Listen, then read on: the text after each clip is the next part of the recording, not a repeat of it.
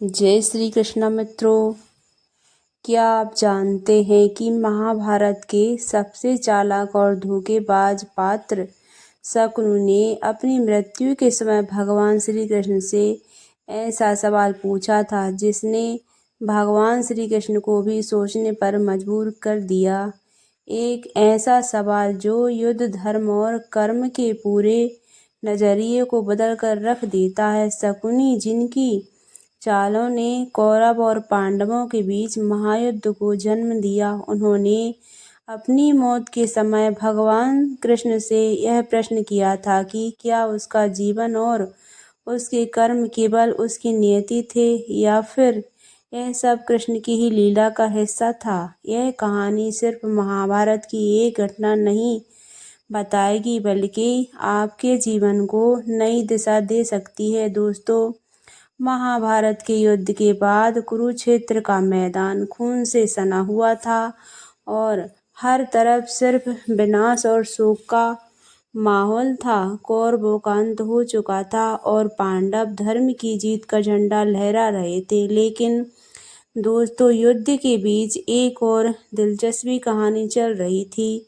और वह थी शकुनि की कहानी। अब शकुनि कौन थे? वह गांधार के राजा थे और अपनी बहन गांधारी के लिए कौरवों के घर से जुड़ गए थे। शकुनि के मन में कौरवों और पांडवों के दोनों के प्रति गहरी नफरत और बदले की भावना बैठी हुई थी।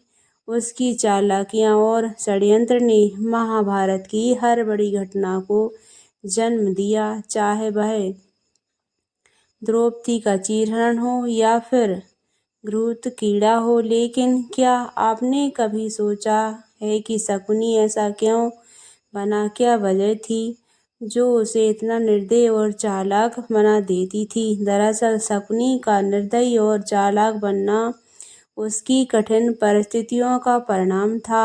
बचपन में अपमान और तिरस्कार से घिरा हुआ वह व्यक्ति कौरवों के घर में सम्मान की तलाश में था। उसकी सारी चालाकियां और षड्यंत्र इस बदले की भावना से पैदा हुए, क्योंकि उसे कभी प्यार, सम्मान या सही अवसर नहीं मिले। उसके जीवन की सबसे बड़ी ताकत उसकी चालाकी और झूठी रणनीतियां बन गईं। तो दोस्तों, युद्ध के बाद जब भीम ने शकुनि को ललकारा और उसे मारने के लिए उसकी तरफ बढ़ा, तो शकुनि जानता था कि उसका समय आ गया है। लेकिन फिर भी वह मुस्कुराया और बोला, जो बीज मैंने बोया था आज वही फल दे रहा है। लेकिन मुझे अब मौत का कोई डर नहीं। मेरा सवाल तो उस भगवान से है जिसने इस पूरी सृष्टि को रचा है। बस फिर क्या था?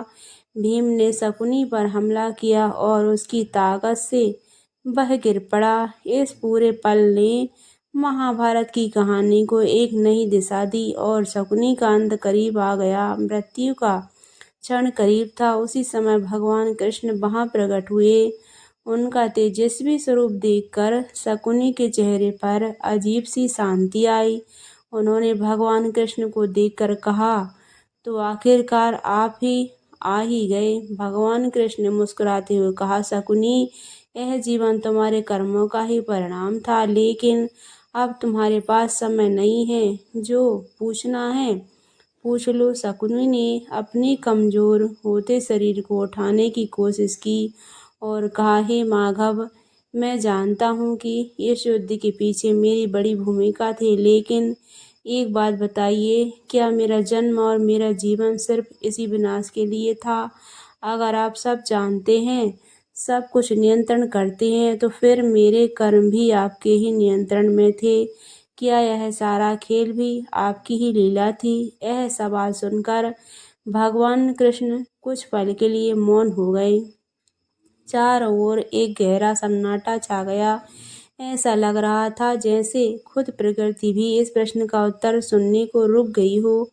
भगवान कृष्ण ने गहरी सांस ली और कहा, शकुनि, तुम्हारा प्रश्न महत्वपूर्ण है। तुम्हारा जन्म और जीवन दोनों ही तुम्हारे पूर्व जन्म के कर्मों का परिणाम थे, लेकिन याद रखो, मैंने तुम्हें केवल एक अवसर दिया। निर्णय और कर्म हमेशा तुम्हारे हाथ में थे।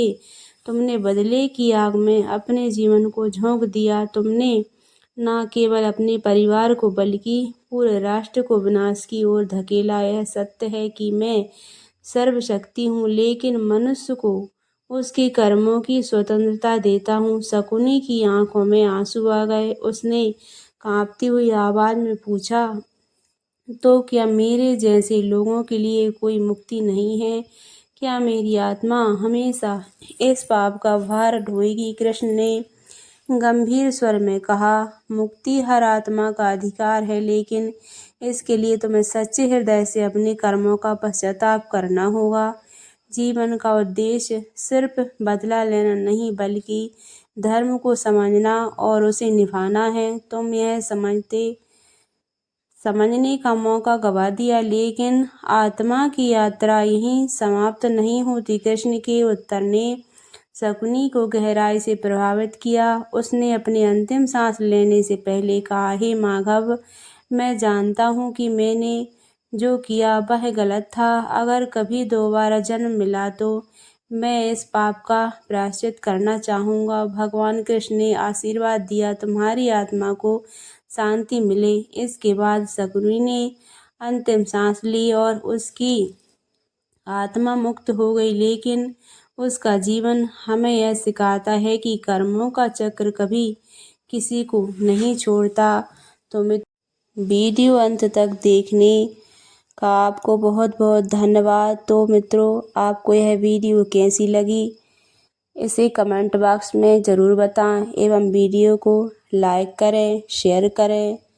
राधे राधे। जय श्री कृष्णा।